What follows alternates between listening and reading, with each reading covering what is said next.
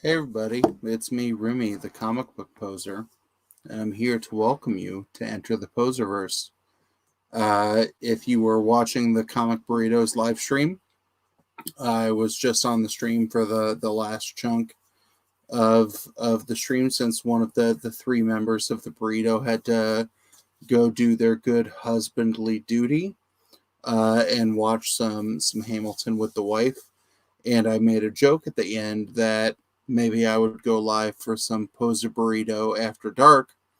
And one of the three members of the Burrito, who's probably going pee right now, has said that he would hop in for some sort of a stream.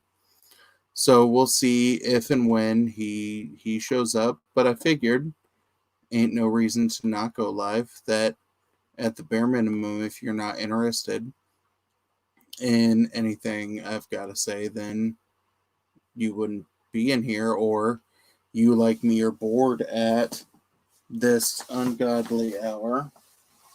And I'm looking around for wherever I sat my beers when I came in from downstairs.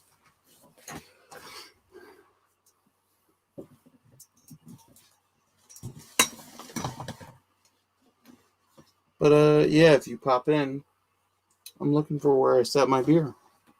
I'll be right back.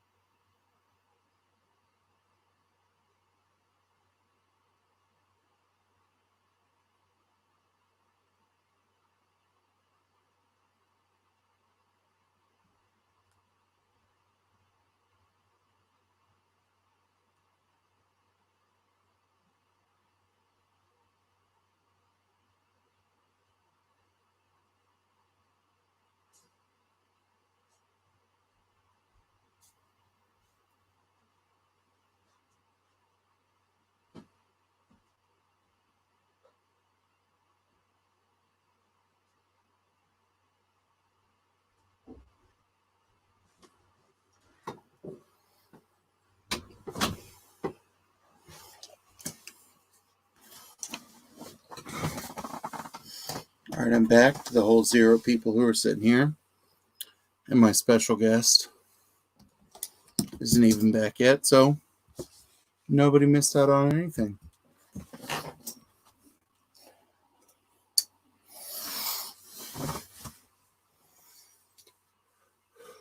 But I figure there are a couple of things I could talk about until the portion of the burrito who wants to come in makes it here.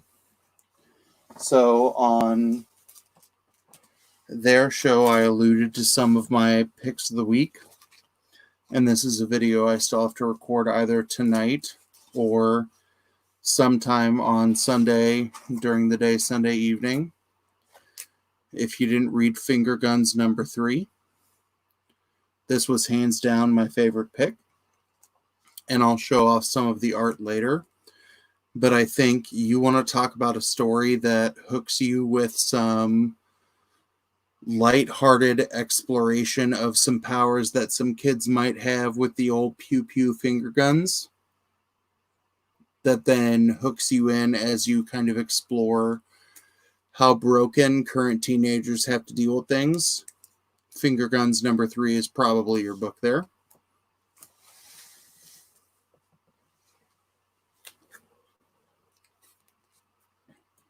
We talked a lot of bit at length,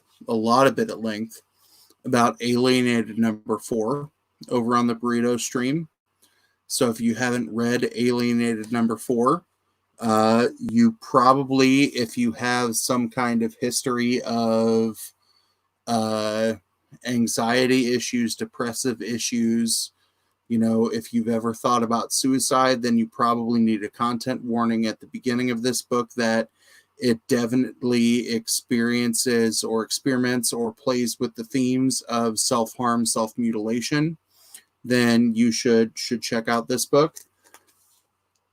And then the last one I'll show you, before I invite my guest who is finally done going to the bathroom into the stream and probably missed 30 seconds of empty stream of me going, "Where's my beer?"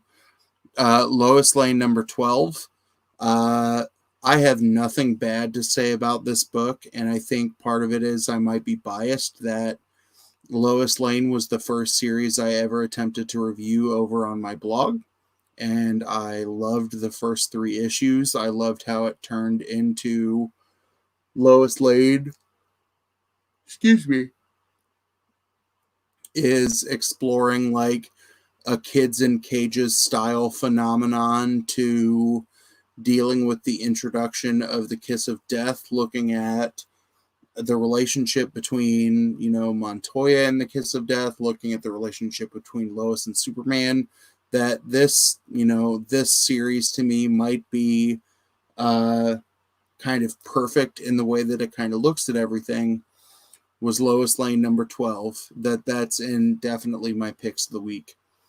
And now that he's here, without any further ado, and since he's got more stable of an internet connection than me, you might hear from him more consistently than me.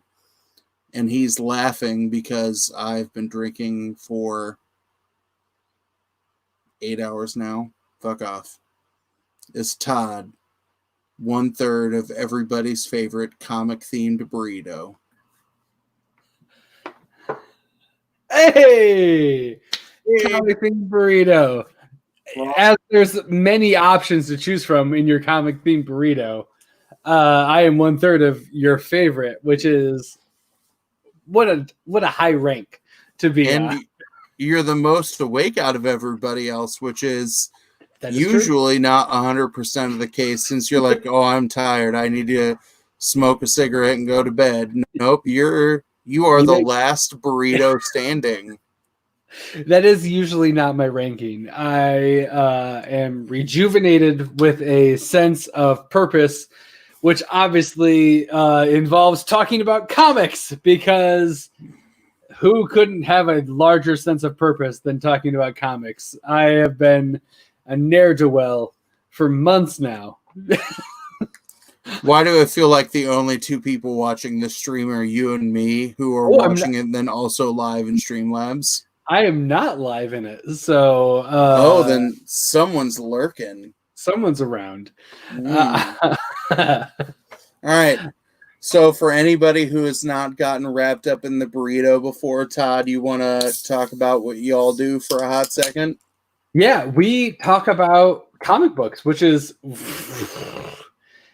I'm just going to earth shatter everybody. We talk about comics. We talk about we specifically talk about what we are reading.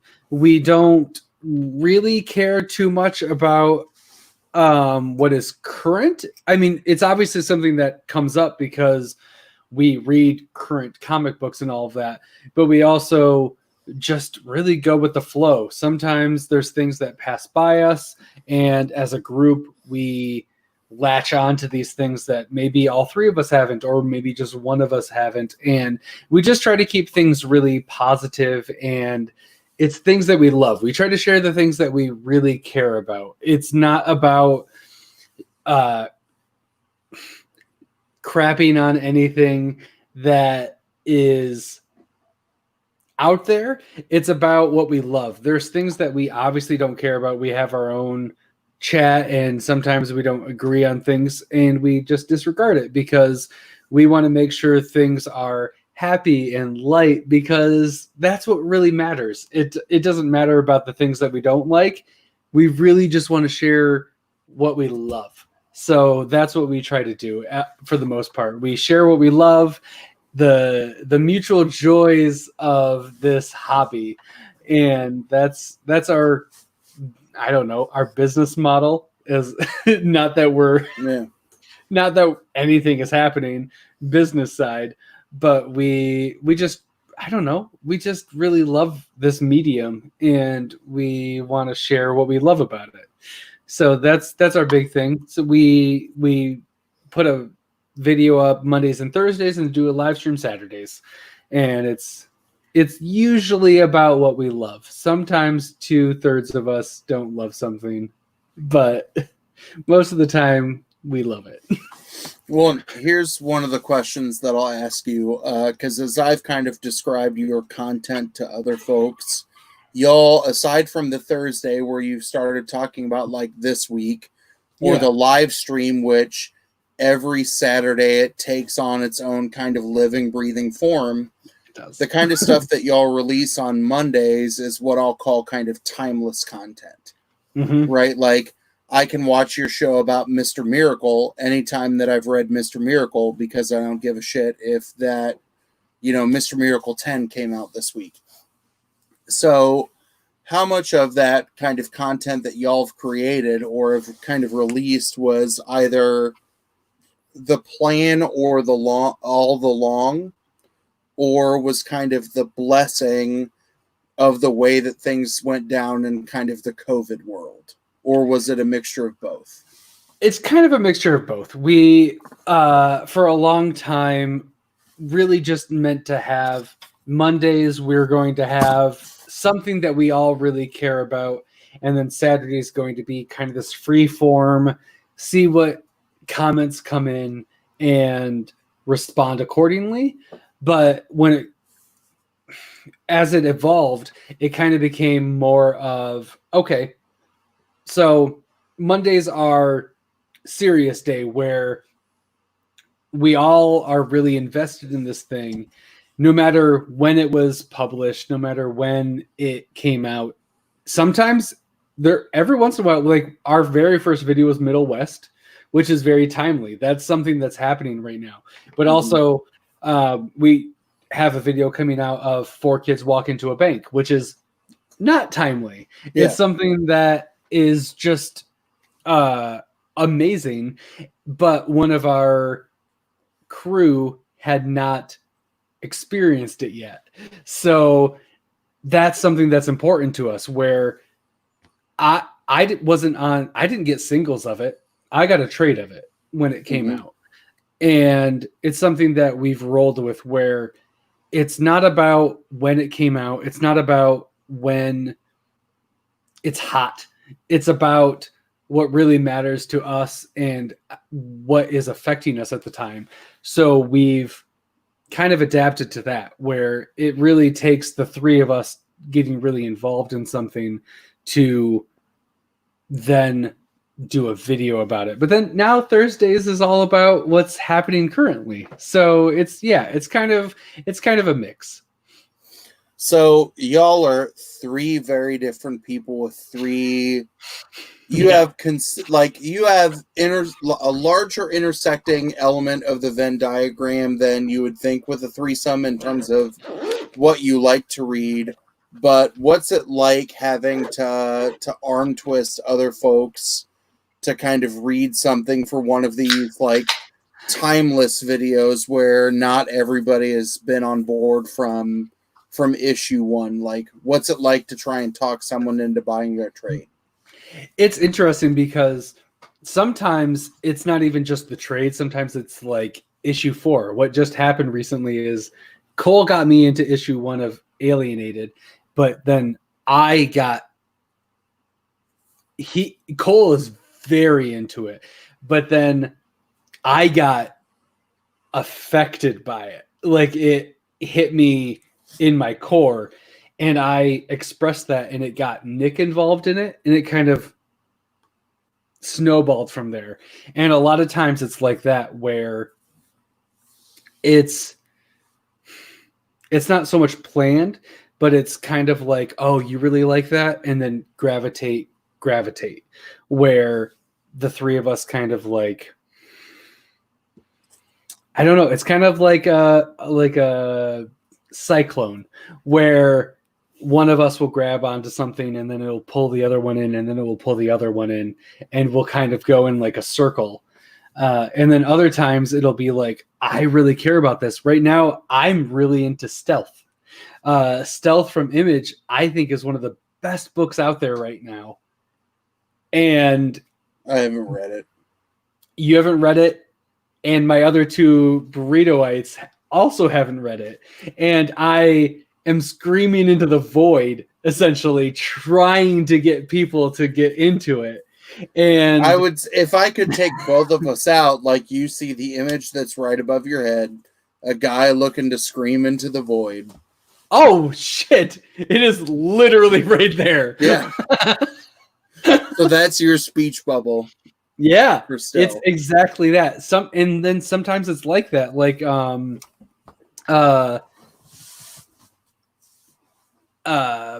Cole screamed into the void, alienated, and I was like, oh cool, I'm not reading that. If you're really into it, that sounds cool, and I grabbed onto it.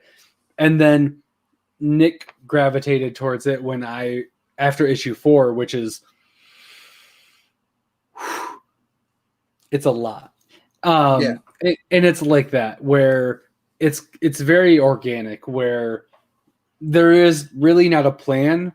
We'll go into a video session where we're like, we're going to talk about this, we're going to talk about this, we're going to talk about this, and then all of a sudden, an hour later, we're talking about something else because it's what's actually on our mind. We think that we want to talk about like a hot topic, but honestly, we just want to talk about what we really care about. Nice. I know I am guilty of being the person who gives Nick a lot of shit for being the most stubborn to pull into a title to read. Is there an example where you have been the obstinate one to pick up something where the other 2/3 of the burrito have been like, no, read this, check this out? That's a very good question. I'm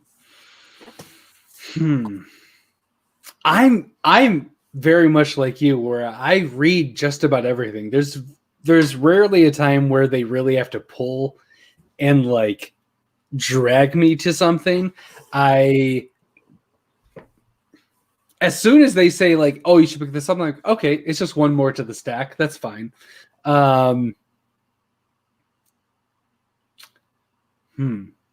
Is there a title that, since you're such a diverse reader, where you've looked at and been like, no, this is going in the drop it stack, where they've talked to you into reevaluating it and you've liked it?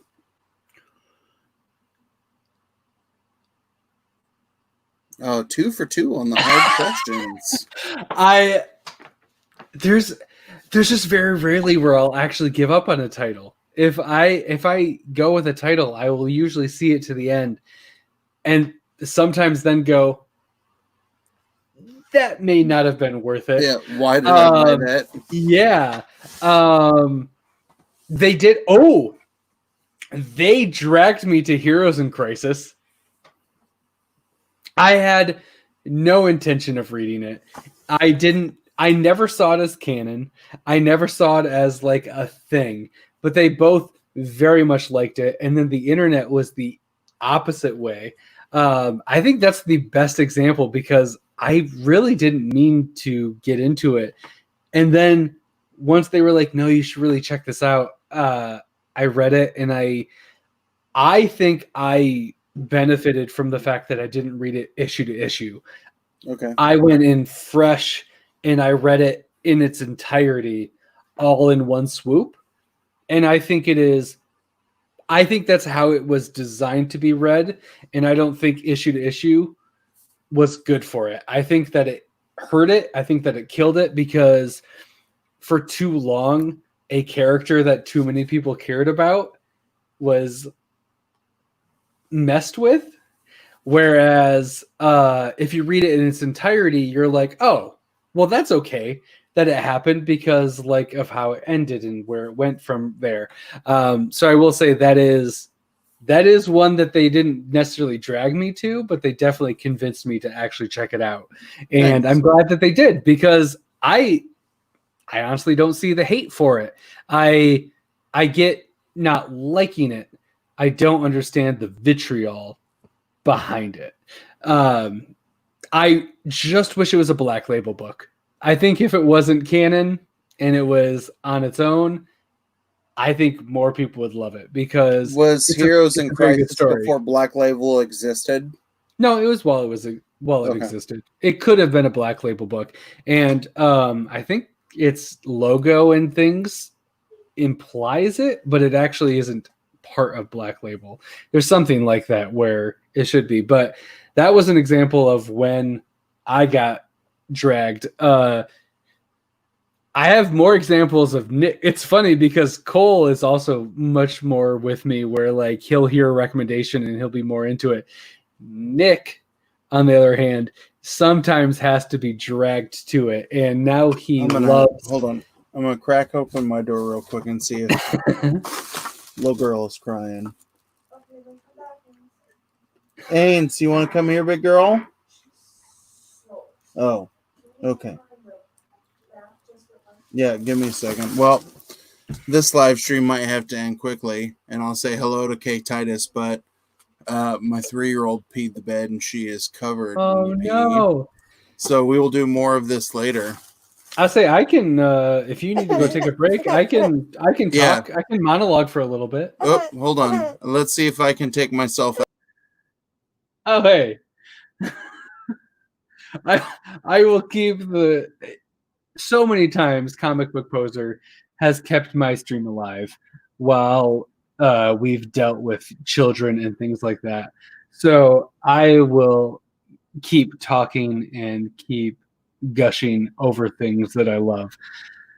I've talked about this on my stream. I've talked about it a little bit on this stream, even in the short amount of time that I've been here. I cannot express enough about my love for Alienated.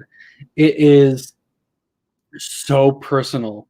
It feels like something that it's not one of those things where it feels like the person who wrote it is just trying to draw from other things. It feels like somebody who is like, I have either experienced or have been entangled with people who have dealt with these issues, and it means so much to me. It feels amazing to be represented by the bullied, by the underrepresented, by people who have mental health issues. It is an incredible book that just grips me to my core. It's something that the number 4 came out on Wednesday. It's something that I haven't been able to stop thinking about since Wednesday. Every single day, there's been a point where I have thought about this, and it's made me be really introspective about what has happened in my life, what has happened in other people's lives that I am close to. And I love it for that. I love it for being real and raw and something more than the sum of its parts. It seems like it should just be a young adult comic where kids have a hard time. That's too bad. Like, life's hard when you're a teenager, and man, those hormones sure do take a toll on you. It's like, hey, you can be young, but shit can be really real, and life can be incredibly difficult, and you could be up against all of these different things and feel the weight of what is happening and what is going on in your world. And it's not less than because you're not older. It's incredibly difficult things that you are dealing with and having to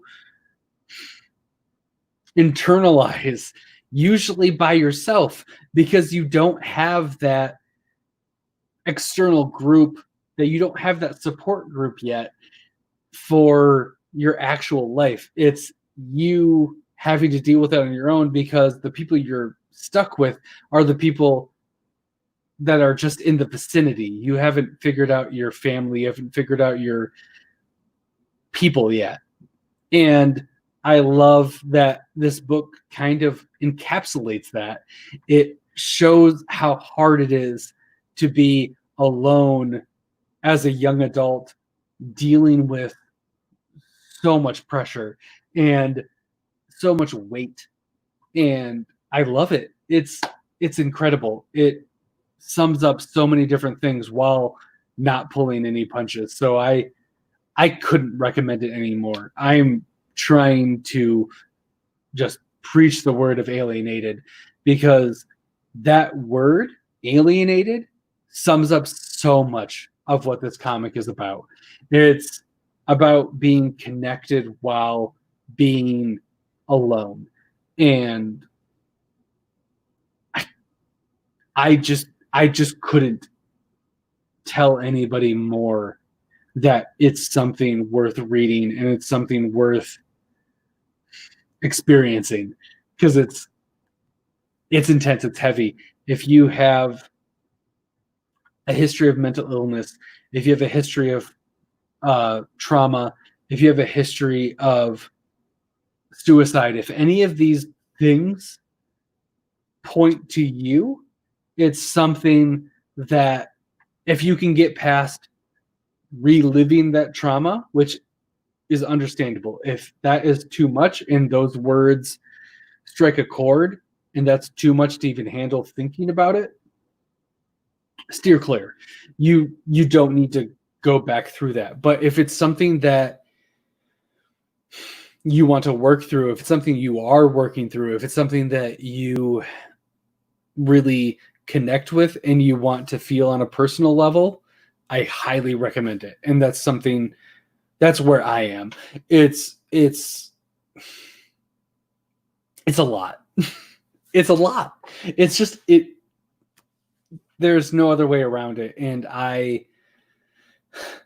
while telling people to be extremely cautious, it's something that I really think that is worthwhile. And if none of those things really strike you as triggers or things that you can relate to, it's even a better reason to get into it, because you can get into those shoes and you can get into that mindset and you can understand another perspective. It can help you with your empathy, and it can help you with other people in your lives that might be in that position.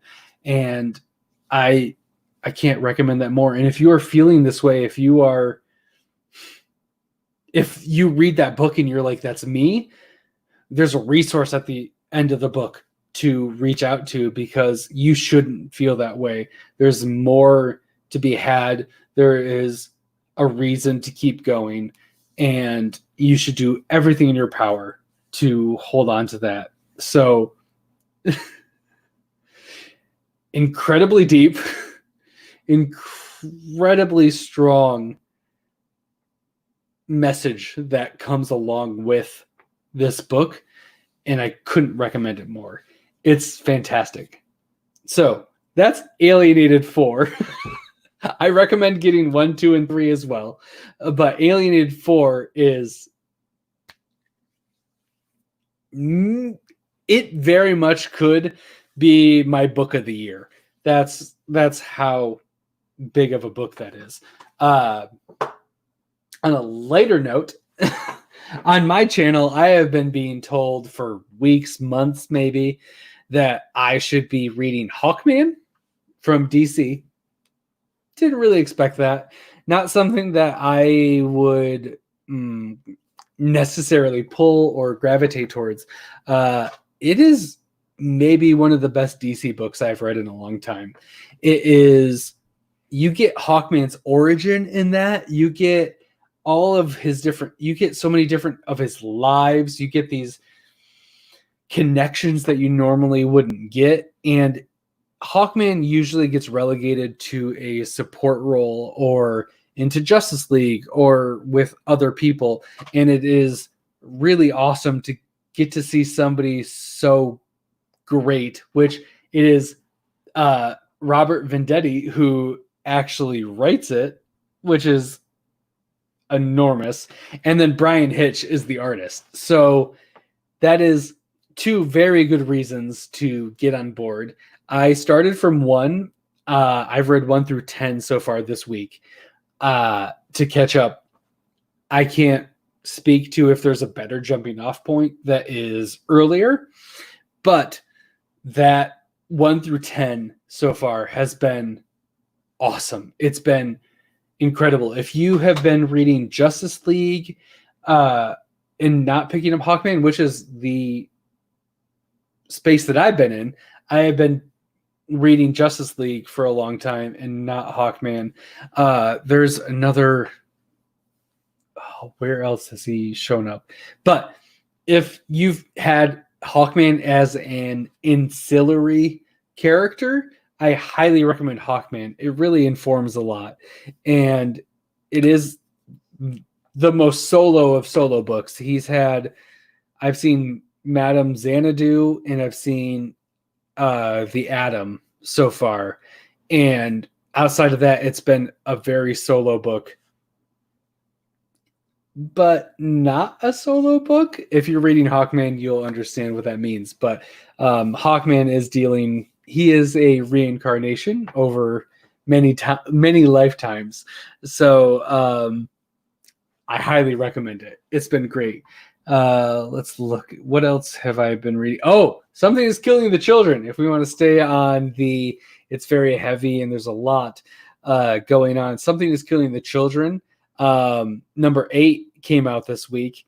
I was a little disappointed by number 7 just because of how 1 through 6 was so strong in its story that I just don't think I was ready for another story arc to kind of like come, which it isn't really another story arc. It's just kind of like a peak in a valley. It had a very strong peak, and now it's kind of has to ramp up back into another one, which is fair. I don't blame it for it. And I wasn't so cool on 7 where I was like, I need to stop pulling this. I just was like, okay, I'm ready for it to like ramp back up. So Something is Killing the Children 8 is fantastic. I think the trade has come out recently, or at least 1 through 6 has happened. So you can pick up the trade and grab 7 and 8. Possibly pick up the trade and pick up 8. I'm sorry, I'm a little fuzzy. I'm picking up the floppies, so it's hard to know exactly where the ley line is for Something is Killing the Children, but it is a fantastic book. I know it's not for everybody, but if a badass female lead who doesn't give a shit and is killing monsters sounds at all appealing to you, this is something worth picking up. It's just really good. I highly recommend it. We got bandanas. It's James Tiny Onion, Tynan. We call him Tiny Onion because that's his company, or his own like little studio is called Tiny Onion, because I think it's just the mispronunciation that has morphed into its own thing. But James Tinian, or Tynan, depending on your pronunciation, he writes it, and it is fantastic. It is, if anything that I've said has been enticing in the least bit, because I don't think I'm doing it justice talking about it, pick it up. It is really great. It is well done. It's well written. It is, I don't know if on my notes that I have sorry.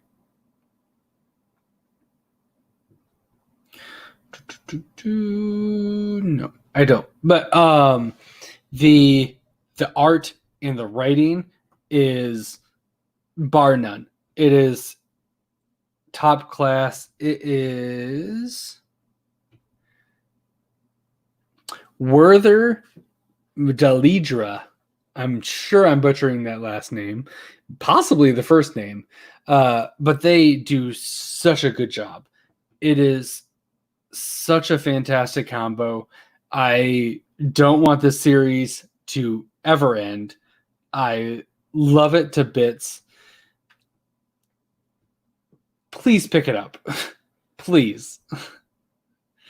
I also... Oh, Chaos and Comics. Oh, sorry. I'm finally getting into the chat. I am Todd. Wednesday is overrated. Thanks. I kind of agree. I call him Cinnabons.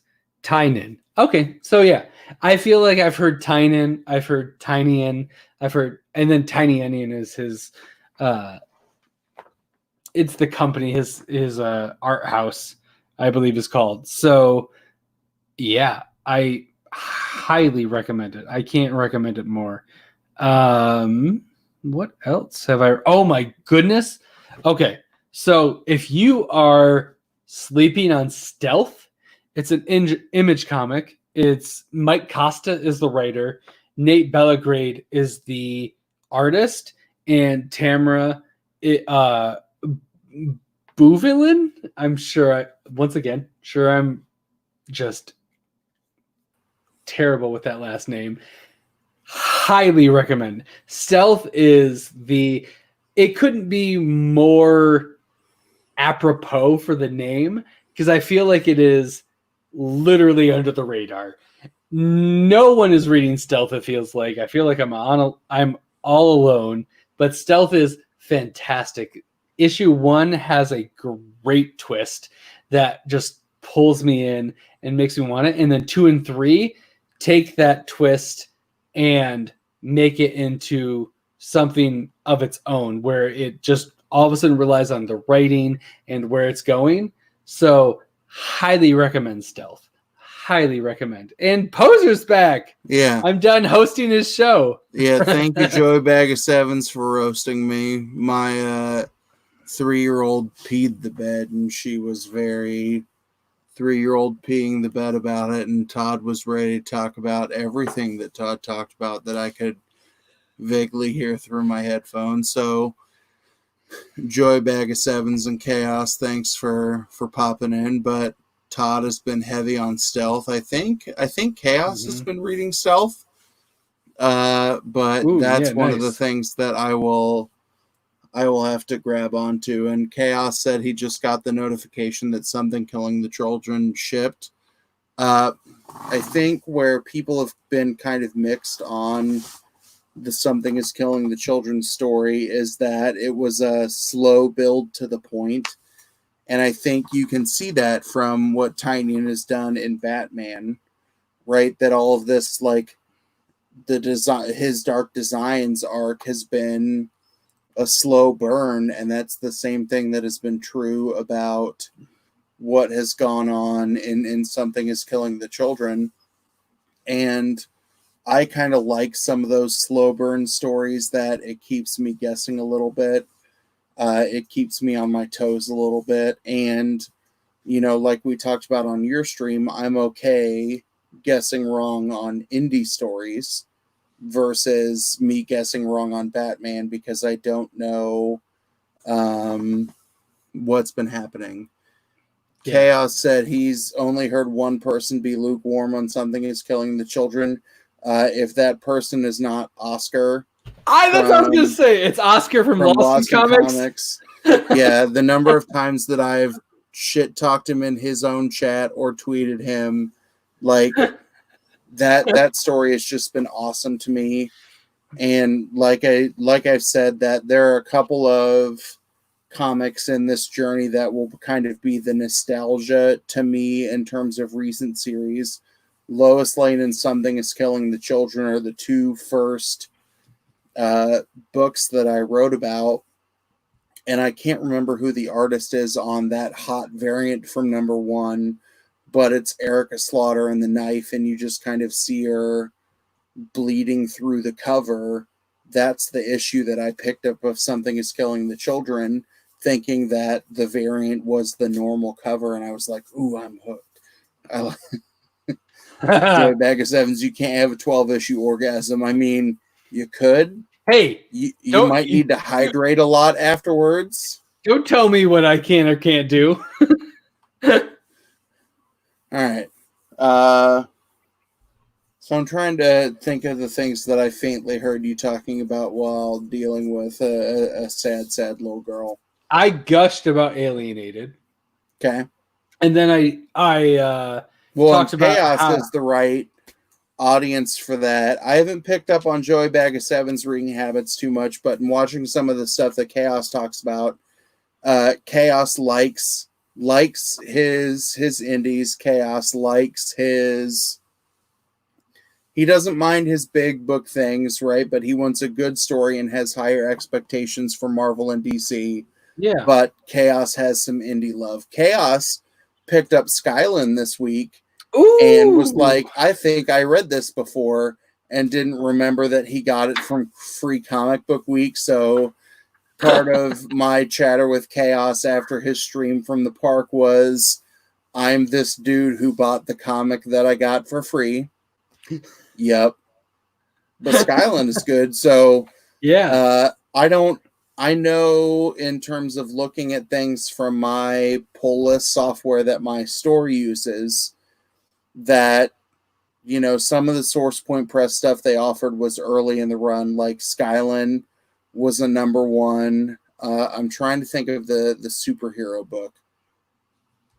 The one where the guy runs the company that like deals with the superhero government. Oh, where yeah, we got yeah. 1 and 2 of that. I know what you're talking about. This is the problem with reading too many books. Yeah. Yeah. But like some of those Source Point books where we got the number ones for free, like 8 and 9 are coming out now. Like Touching Evil was a book to me that blew my mind. And it's like Touching Evil 7 is coming out. It's like, oh shit, why didn't I just buy the trade instead of just taking your number one from that? Like I would have read the trade of Touching Evil over Rotten Tail, which is its own thing. Is that the flowers and the something? This is Fall Streak. It's a black and white book, which is incredible. Source Point. I just want to rep Fall Streak because we're gonna talk about Source Point. Yeah, Fall Streak, man. It was one of the free comic book day ones. I also talked about Hawkman 1 through 10 because Sam sold you on that shit. Sam sold me on that shit. It took him months to do so. Marvel 60 DC. Okay. Oh, hold on. That's not math. DC 40 Marvel. That's 120%. It's 120%, but you know what? I probably read 120% of comics. It at least feels that way. At least Chaos is there cheering. Yeah, you always give 120%. Hell yeah. Man, Chaos is killing it. By the way, Chaos won our Philadelphia giveaway. So he's just I like Chaos. Well, Chaos is there. Hold on. I'm going to stop my camera, but keep talking because, hey, Ains, come here. Come here, big girl. Hey. Oh. Hey, big girl. Take a deep breath. Yeah, Chaos. That age. Because while Chaos is in a bunch of people's streams just wreaking chaos, Chaos most of the time is very well tuned to, like, Chaos's level of angst is based on the level of, like, prevalence of people online. So, like, I bet you and I have said things that Chaos would be like, those guys are fucking stupid. But we won't say that to us because we are trying to growing. Yes, I like Chaos. I've said things that I think are fucking stupid, but so that's fine. Something is taking care of the children. Oh my god! Throw shade from time oh to time. My god! Something is taking care of the children. Oh my god! Comment of the night for me. I would screenshot that, but I can't because I have a naked 3-year-old butt in my hand. I got it. I got it. No, I've already got it. It's in Photoshop. We're all set. Oh my god. Something is taking care of the children. Yeah, that was very good, Chaos. You win extra brownie points for that. Yeah, you do. If I could give you anything, I would, but I don't know how to do that. What did you give away? Like a Philadelphia number 1? Yes, we did. He's already. Yeah, I'll say the thing So- that I have to give away, he's already won. I So- can give Chaos a second printing of number 2. He's all set. He's what, a third of the way then Yeah. to the story. Yeah. Chaos, are you Hawkman isn't on the DC app? Oh yeah, it is. Never mind. Okay. I like that came in right as I said that. Because they're on issue. Oh man, where are they at? They're in like the 20s, aren't they? They might be higher than that. Hawkman 20. Yeah, okay, you're right. 20. They're on 25. Because I was going to say I cleared out my mail today, and Hawkman is on Legends of Tomorrow, right?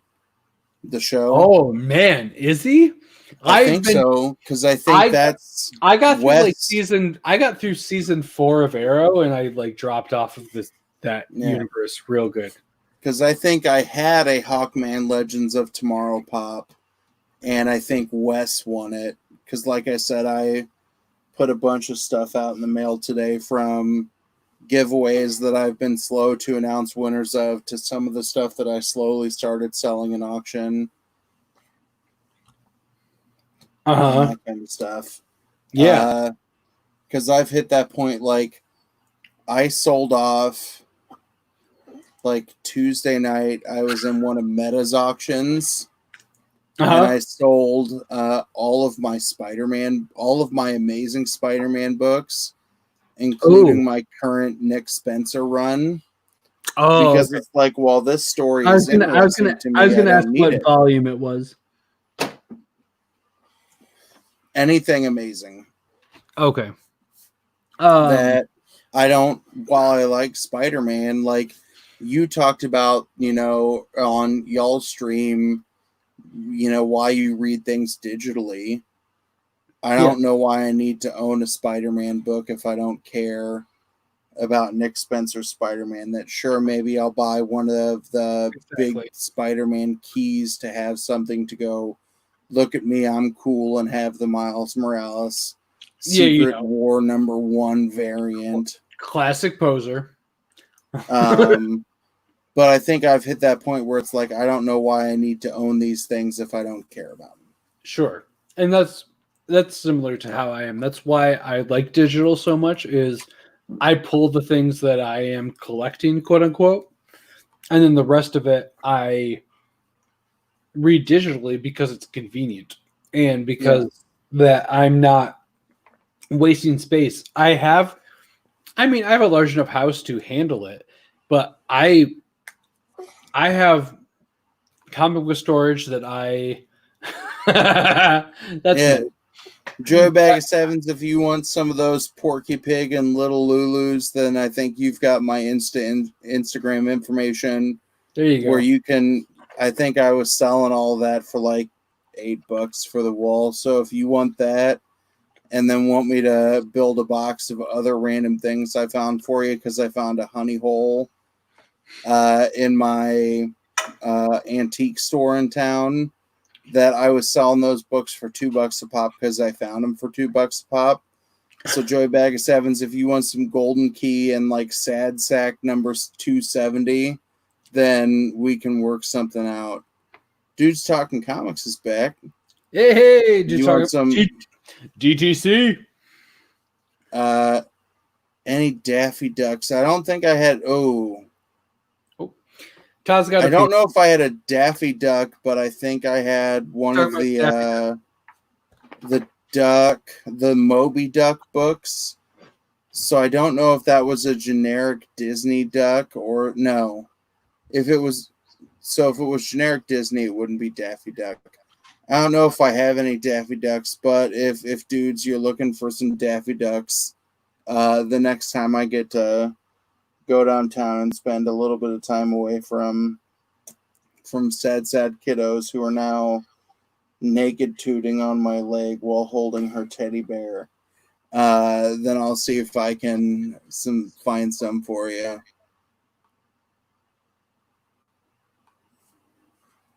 But yeah, now that Todd's gone, maybe I'll maximize myself and talk about things for a while. And Hope you don't see anything but a 3-year-old's elbow who's very, very sad.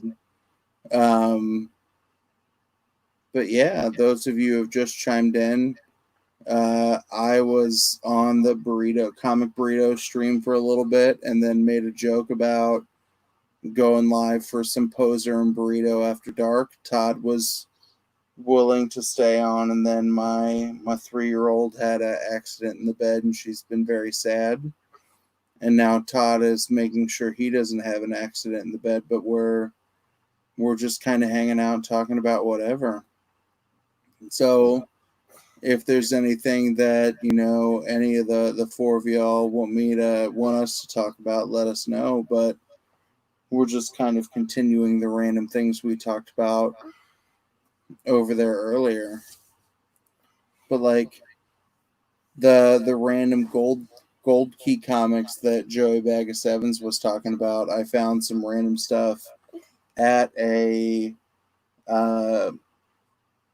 antique store here in town and went through a couple of booths and have been putting stuff up. And then I've been selling some things from my personal collection to help me buy some stuff that I actually want to get, because that's one of the lessons that I've learned as someone who's been back in the game for a year. Instead of going for the buffet of buying every single book that's coming out, just pick the things that I care about. And I even sold a couple of books that I did like, that I had duplicates of some early Submariner books that I was willing to get rid of in the name of having a little bit of extra cash to get one or two of the things that I cared about.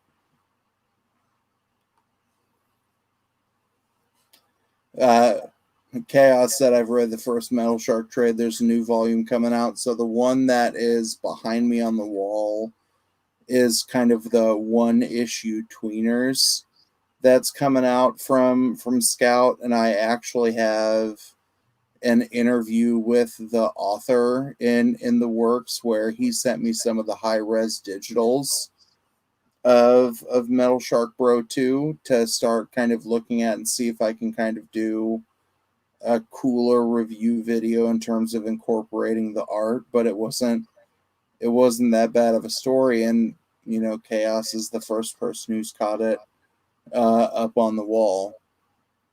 But that was the other thing I tweeted about earlier. So I mentioned on Burrito's stream that I am working on getting scheduled an interview with Justin Richards, who is the writer for Finger Guns. And we're going to talk about kind of the process behind that story. And then Chaos caught the other clue up on the wall that I'm going to do some interviewing of the team behind Murder Shark Bro. Chaos says, have you read Murder Falcon? I read Murder Hobo that came in my scout box and thought that was kind of a dope story. So no, Chaos, can you tell me where Murder Falcon is from, or where I can get more of some of that goodness, as everybody says when they talk about comics? You okay, big girl? Yeah. Yeah.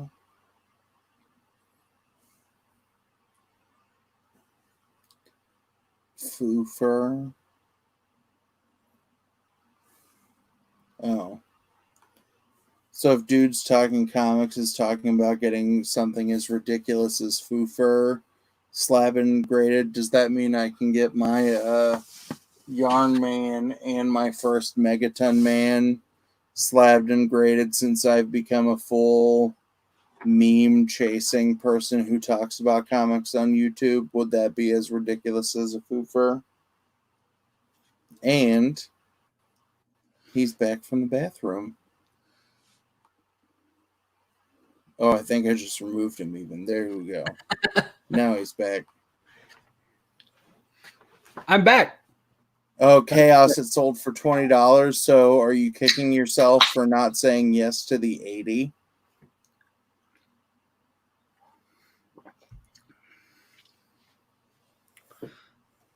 Chaos is the person who I mentioned in y'all's stream, Todd, Ooh. that had the Yarn Man up for $100.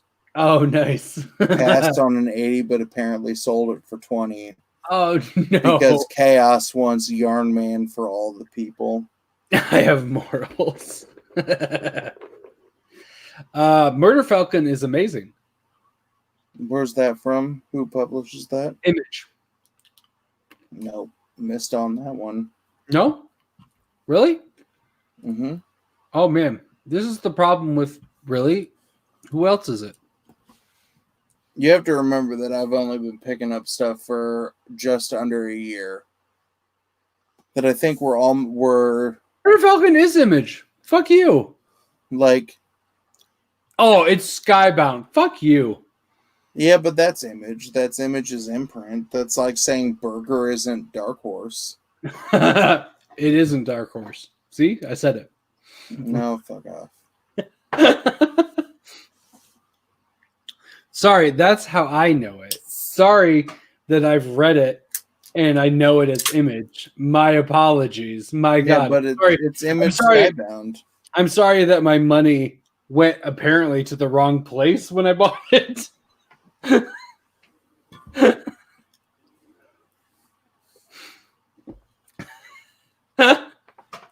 Oh, see?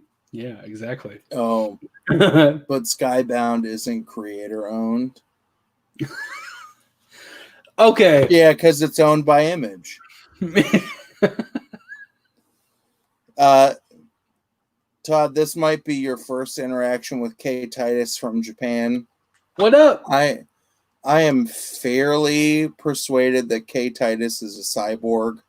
Ooh. Because he is on streams through all hours of the day, and I've heard K. Titus go, yeah, I haven't slept in 2 days, or I got an hour of sleep today. And I know that K. Titus man.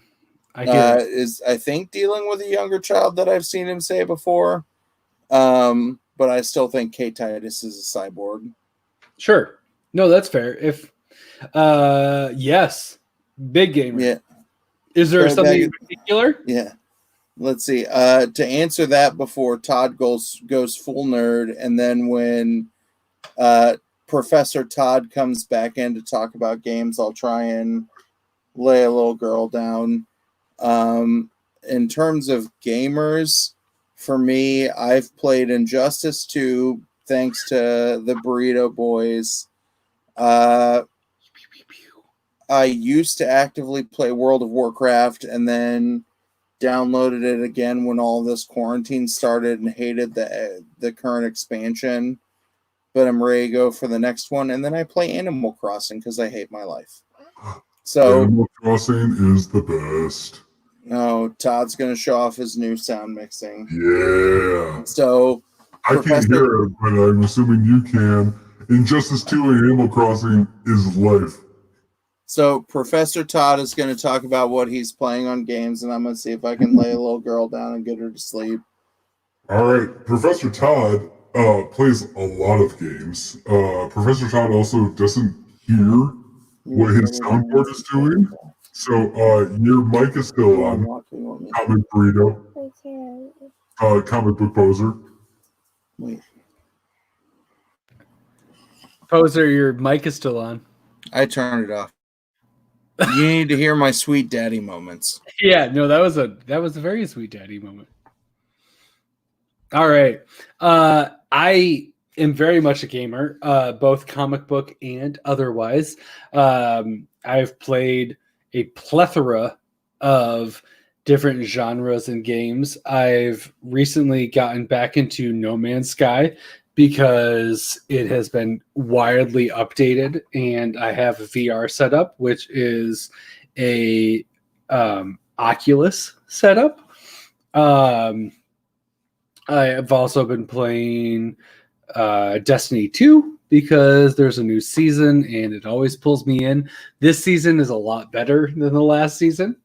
The last season sucked real hard. This one has been really great. The only game I ever played was Super Mario Maker. Super Mario Maker is fantastic. So that is super cool if that's the only thing that you've played. I would love to hear what games you guys are playing aside from Super Mario Maker. Good for you. Are you gamers? I like that the person who has only ever played Super Mario Maker is also the person who is asking us if we're gamers. I've been playing a incredible amount of Animal Crossing to the point where I'm burnt out. I'm waiting for a new event that is grabbing. I have hundreds of hours into it. I've got my 5-year-old also into it. She picks my fruit. She goes to Mystery Islands. It's pretty great. She loves it, and it's really fun to have something that she can play. She can't read very well yet, but she can do that. But what games is everyone playing? Also, I do love that we are conversing with a cyborg, because who doesn't love a cyborg? K Titus, I am, if you're curious, but are you good? But am I good at what? But are you, I see, oh man, it's weird. I'm on his stream, so I can't put your question up, but Joe is asking, are you good? Am I good at what? If you're asking if I'm good at Super Mario Maker, I am terrible at it. But I love playing it, so it's fine. I am good at No Man's Sky because there is literally no marker to be good at. I am extremely good at Injustice 2, the mobile game. I'm good at Animal Crossing because, once again, it's another game that does not have leaderboards, but I have a very well-defined island that I have sculpted. I'm good at the Telltale comic book games, if we want to get into comic book games, because also, once again, it's very hard to not be good at those games. I'm good at Arkham Asylum, mostly because I really love the Riddler clues. What other comic book games are there? Wolf Among Us. I'm going to just list off Telltale games. The Walking Dead.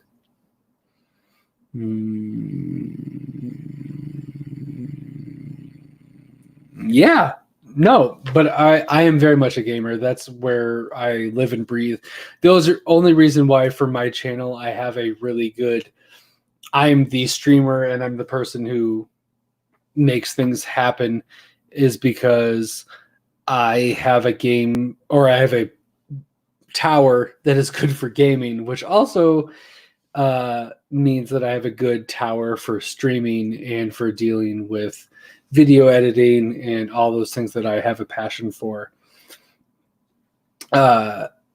Which, I don't know. I have a Hero Maximus 7 motherboard. I have a 1070 Ti GPU. I have an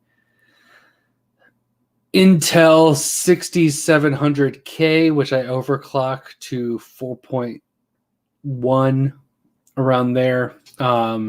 It's got good thermals. Yeah, I don't know. I don't know other classifications to prove my both PC master race. I also have a PS4 Pro for my light gaming needs. Walking Dead Telltale games are amazing. Are awesome. Yes, the Telltale games are awesome. Do you have a pinball machine? Holy shit. I do not have a pinball machine. Pinball is my wife and I's passion.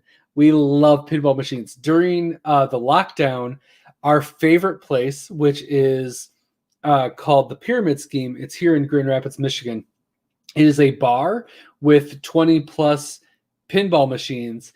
Since they don't have food, they couldn't even do takeout. So they were looking for essentially how to monetize their business without being able to interact with people. For the first 2.5 months of lockdown, we had Monster Bash, which is a Williams board, I believe. And we rented that because they didn't have it. They didn't have another way to like really get funds.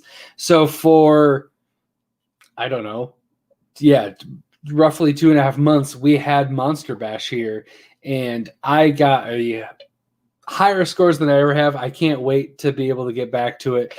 Pinball is amazing. 10 minutes from here, there's a pinball arcade that is like spend or give us $15 and you can stay here all day long and you can just play as much as you want. And I miss it dearly because I have asthma and I'm not able to interact with the world as much as I want.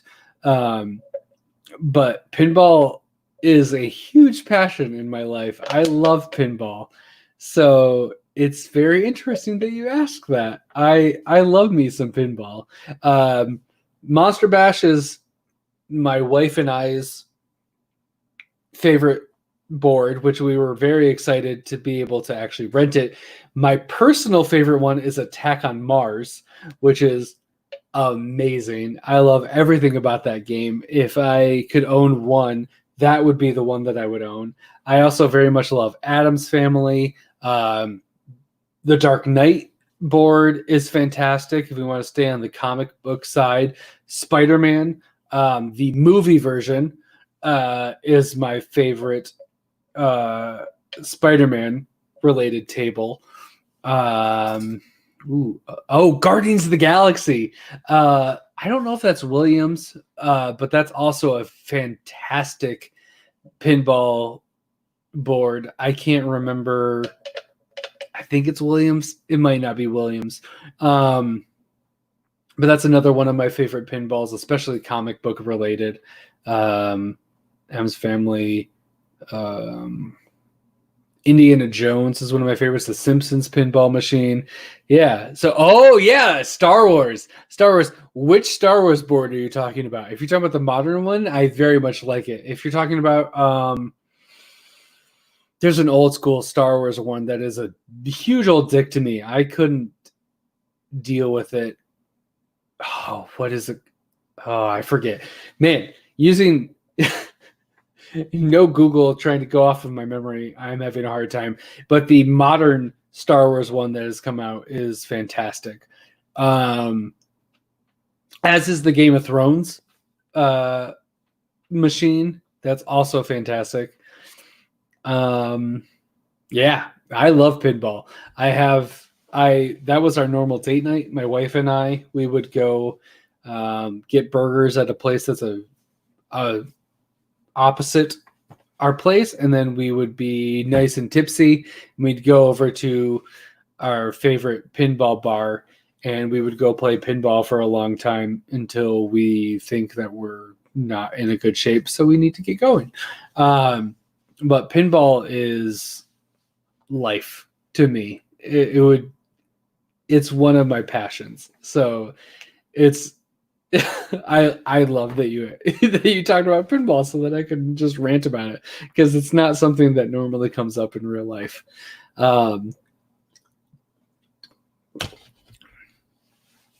Yeah. And you throw something else out for me to talk about. I'm sure that I'll either have an opinion about it or I'll tell you that you're mad for asking it.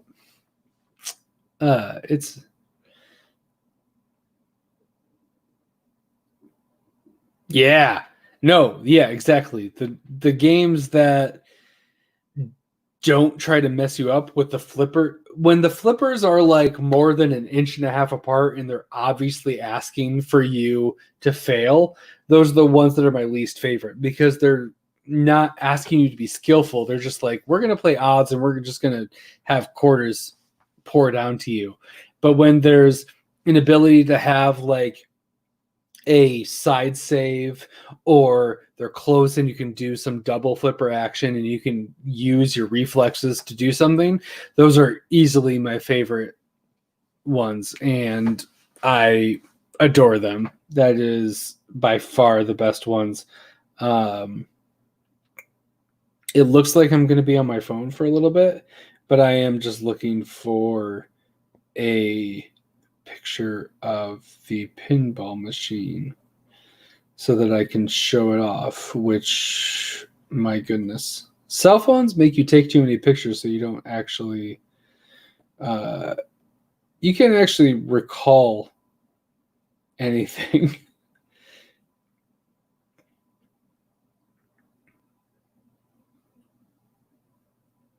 What new games do they have? Any Marvel? What new games of what in particular? New Marvel games that I adore, which it's not necessarily new, but there's Marvel Alliance 3 on the Switch, which I fucking love. I got the expansion pack. It's fantastic. It's a really old school beat 'em up, but it switches your view on how you do. So like some fights you'll be almost side scrolly. In most of them you'll be isometric like you are in Diablo. And then in other ones where like there's bombs being dropped on you, you'll be top down and you will have to like avoid bombs and you'll have to do all these things, and it's awesome. It's maybe my favorite Marvel thing that's happened in a long time, and it's a fucking video game that is pretty shallow, but it's just so much fucking fun. It reminds me of the old X-Men arcade cabinet, which is one of my all-time favorite games. I just like listening to you and Joey Bag Sevens bro out pinball. Yeah, we just been talking about pinball for a very long time. Oh, there it is. I found it. It has my face in it. My webcam has an eye detection. That's Monster Bash in my house right there. And it's the best thing that's ever happened in my life. Don't tell my wife. But honestly, if you tell my wife, she'll be like, yeah, no, it was the best thing in my life too. Because we both love it so much. So it's fine. But yeah, that's blurry as shit. Yeah, I know, because I have... There it is. Yeah. So that's the pinball machine I had in my house for a couple months because we rented it from it. If you're on... Cool if that happened. Yeah, Chaos is maybe the only one who will know. But on our stream, Nick has a full screen webcam because he got mine, and I'm using my high-end photography camera as a webcam. So I have, if you notice, I have a very blurry background if I'm close because it focuses, because it's a whole thing. Is your daughter doing the thing again? Yep. She's back again. I thought she was asleep when I left. So as much as I love you and Joey Bag of Sevens broing out, hopefully next Saturday she stays asleep and does not have an accident, okay? Well, thank you all for hearing me rant and monologue about pinball. Yeah, Todd, thank you for keeping my stream alive. Of course. Ainsley, do you want to say goodnight to everybody? Night-night. No? All right. Mr. Todd says night-night. We saw his daughter earlier. Yeah, night-night, Ainsley. Right. Good night, y'all. All right. Have a good night. Joy Bag of Sevens, I think you're subbed up to Comic Burrito. So, Todd, what's your Twitter? At Todd and Reed. Todd and Reed? Yep, that's me. So the two of you can bro out over pinball, which is one of the coolest, nerdiest conversations I've ever heard. But yes, I feel bad making Todd do my lifting. Anytime. Well, I'm not passed out. Yeah. Night, y'all. See y'all tomorrow. All right. Bye.